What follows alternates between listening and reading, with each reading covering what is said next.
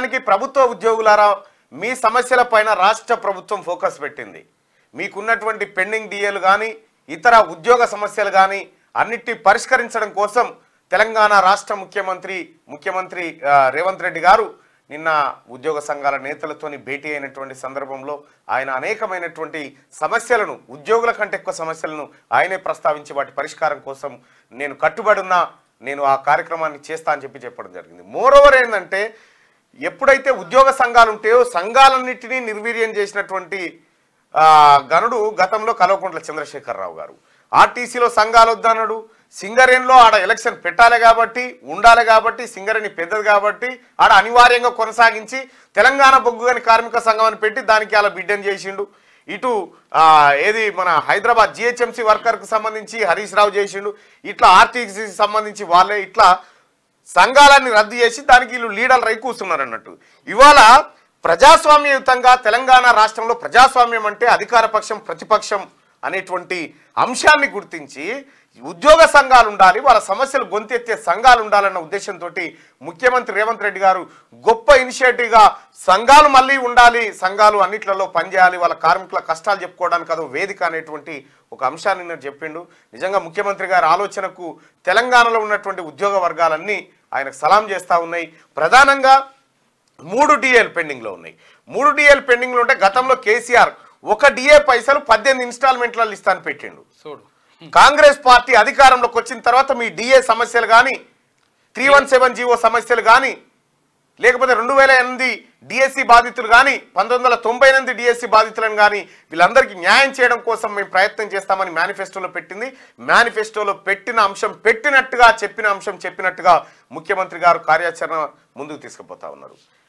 నేను నిన్నగాక మొన్ననే మనం ప్రజలందరం రిక్వెస్ట్ చేసిన ముఖ్యమంత్రి గారికి, సార్ మనం మేనిఫెస్టోలో పెట్టినాం, డిఏల అంశాన్ని పరిశీలించండి, ఉద్యోగస్తులు కొంత హ్యాపీగా ఉంటారు, వాళ్ళు ఇవాళ తెలంగాణ రాష్ట్రంలో మా ప్రభుత్వం ఉందని బాధ్యతతో పనిచేస్తూ ఉన్నారు కాబట్టి వాళ్ళ అంశాన్ని పరిశీలించమని చెప్పి మనం అందరం రిక్వెస్ట్ చేసినాం. ముఖ్యమంత్రి గారు కూడా ఆ అంశాన్ని ఆయన గతంలో నుంచి ఆయన మనసులో ఉంది, ఉద్యోగస్తులకు న్యాయం చేయాలనేది అటువంటి కార్యక్రమం చేస్తూ ఉన్నారు. గతంలో కేసీఆర్ను ఉద్యోగ సంఘాలు కలవాలంటే ఈ ఏడాది దరఖాస్తు పెట్టుకుంటే మళ్ళీ కేసీఆర్కి ఎక్కడికి వచ్చినప్పుడు పిలిచేది. 6 నెలలకో ఏడాదికో మొత్తం కలిస్తే కలుస్తారు, లేకపోతే లేదు. పుడుక్కున మళ్ళా కేసీఆరే వచ్చినుంటే ఇలా 3 నెలలకు ఒకసారి జీతాలు వచ్చేటి ప్రభుత్వ ఉద్యోగులకు, గా పరిస్థితి ఉండే. కానీ ఇలా 1 తారీఖు టెన్షన్గా ఏ బాధన్నబడి ఉద్యోగస్తులు ఒక్క రోజు కూడా ఒక పాలంతో మాటపడొద్దు, ఓ కూలంతో మాటపడొద్దు, ఓ కిరాణా షాపంతో మాటపడొద్దు అనేటువంటి ఉద్దేశంతో ఇలా 1 తారీఖు రోజు టెన్షన్గా జీతాలు వేస్తున్నటువంటి ప్రభుత్వం తెలంగాణ ప్రభుత్వం. గతంలో కేసీఆర్ ఏం చెప్పిండు, ఎంప్లాయ్ ఫ్రెండ్లీ గవర్నమెంట్ ఉంటుంది మాదని అప్పుడు కాకమ్మ కథలు చెప్పిండు. కేంద్ర ప్రభుత్వ ఉద్యోగులతో సమాన వేతనాలు ఉంటాయని చెప్పిండు.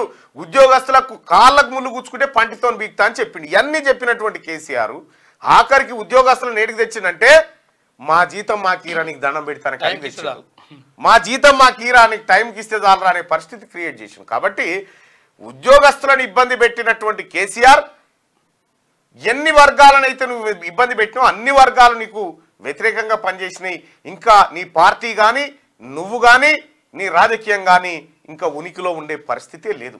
ప్రజలంతా ఒకవైపు, నువ్వు ఒకవైపు ఉన్నావు. ఇవాళ ముఖ్యమంత్రి గారికి ధన్యవాదాలు క్యూ న్యూస్ తరఫున, ఎందుకంటే మీరు తీసుకున్నటువంటి ఆ నిర్ణయాలు ఏవైతే ఉన్నాయో నిన్న ఉద్యోగ సంఘాలతోటి, అలాగే కోదండరామ్ సార్ను ఈసారి కేసీఆర్ అడ్డుకొని ఆత్మహత్య చేసుకుంటా అన్నా కూడా కోదండరామ్ గారిని శాసన మండలికి తీసుకుపోయే బాధ్యత రాష్ట్ర మంత్రివర్గం తీసుకుంటుందని చెప్పి ఆయన నిక్కచ్చిగా చెప్పిండు. గవర్నర్తో మాట్లాడే కార్యక్రమాన్ని పూర్తి చేస్తామని చెప్పిండు.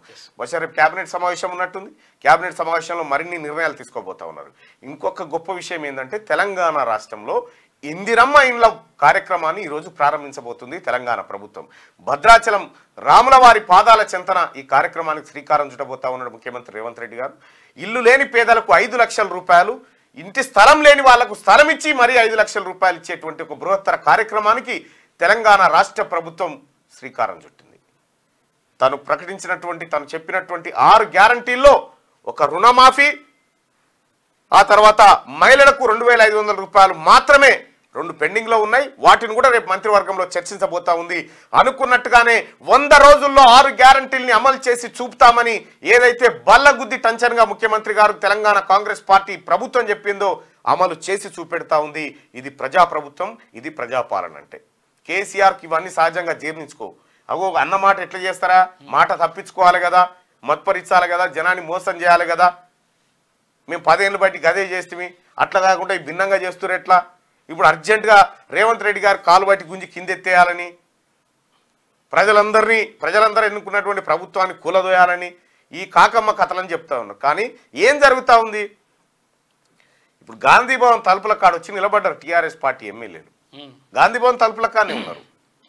ఇంకేం చెప్తాడు, మోడీని పెద్దన్న అంటే మోడీని కలిస్తే తప్పట, రేవంత్ రెడ్డి గారు మోడీని కలిస్తే తప్పు, పెద్దన్న ఎట్లా అవుతాడు అంటారు. నీ ఎమ్మెల్యేలు పోయి రేవంత్ రెడ్డిని కలవట్టే, మరి పెద్దన్న అవుతాడా, ఎందుకోసం పోతా ఉన్నారని నువ్వే చెప్పాలి. కాబట్టి తెలంగాణ రాష్ట్ర ప్రజలారా, మనకు స్వర్ణయుగం స్టార్ట్ అయింది. తెలంగాణ రాష్ట్రంలో ఇందిరమ్మ రాజ్యం నడుస్తూ ఉంది. ఈ రాజ్యంలో ప్రజలందరికీ హక్కులు మళ్ళీ వచ్చినాయి.